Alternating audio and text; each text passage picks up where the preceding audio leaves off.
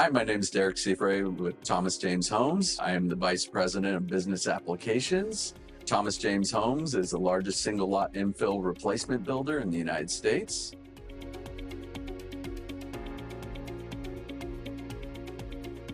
It allowed us a platform to move from a custom home builder where our production times were very long.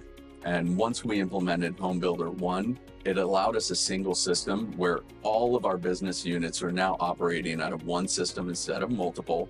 And it improves our cycle times, improves our permit times. System that allows us to maintain our financials together with our project management and our schedules and building homes more effectively.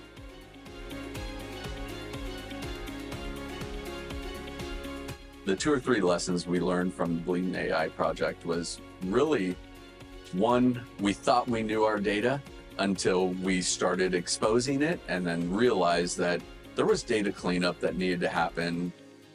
Another thing was when everybody says AI, you think, oh, this is simple, we can do this.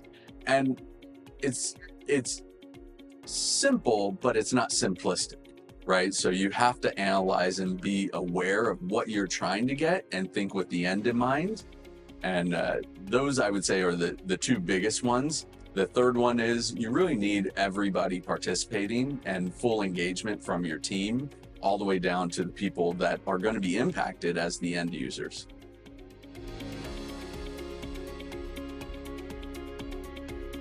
Getting our executive leadership team on the same page of what we wanted to do in this AI project was probably foundational, right? If we did not have that, I don't think we would have had our stakeholders from the business units, our purchasing teams, our purchasing leaders invested as much as they did because they have their day jobs.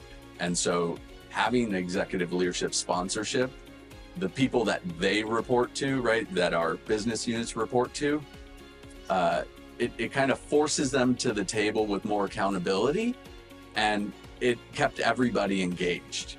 We had many ideas of what we were going to do with this AI project, different targets that we wanted to hit. And I think our executive leadership team said, hey, focus on these 2. Ultimately, we focused on one heavily, which was cost optimization. And by doing that, it kind of filtered out the noise and allowed us to focus on it.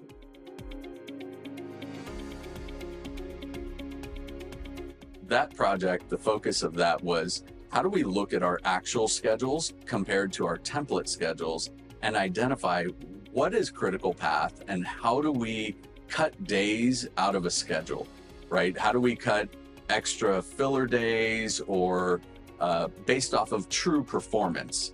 And so the cycle time one proved to be a lot more challenging, and it took a lot more time with our business units that are actually building the homes. We decided to pivot over to cost optimization because there we actually had the stakeholders sitting in our corporate office.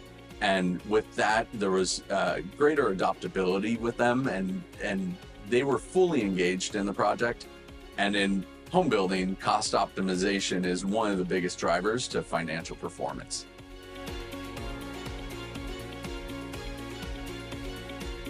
Some of the challenges we ran into were we found stale data sitting in our systems, right?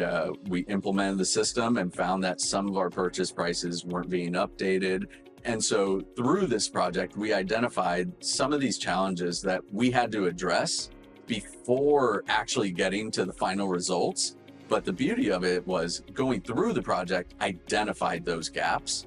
So then when we got to the final result, we identified that in certain jurisdictions, we were paying more for flooring than all the other vendors, builders, anybody out there, purchasing the same type of flooring, having it installed. We were paying, we'll just say, $1 or $2 more per linear foot. And those were some of the optimizations that we found through multiple cost categories.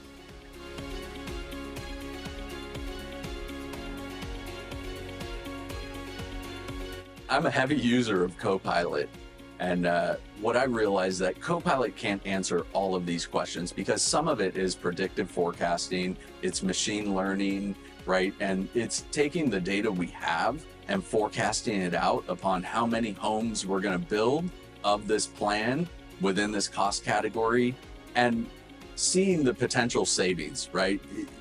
That portion of it is AI is not able to string it all together from a chat prompt, right? We needed the machine learning, we needed statistics, we needed analytics behind it.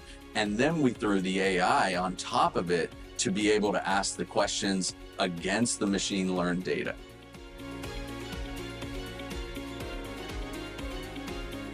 I definitely think AI has the potential to make Thomas James Homes a better organization. With the opportunities that we see, AI provides more productivity to individuals. Great examples are being able to research your data in a way that it could take you hours to pull certain numbers out of certain spreadsheets. And with AI, you can ask a simple question, it'll find that cell, it'll find that number and expose it to you.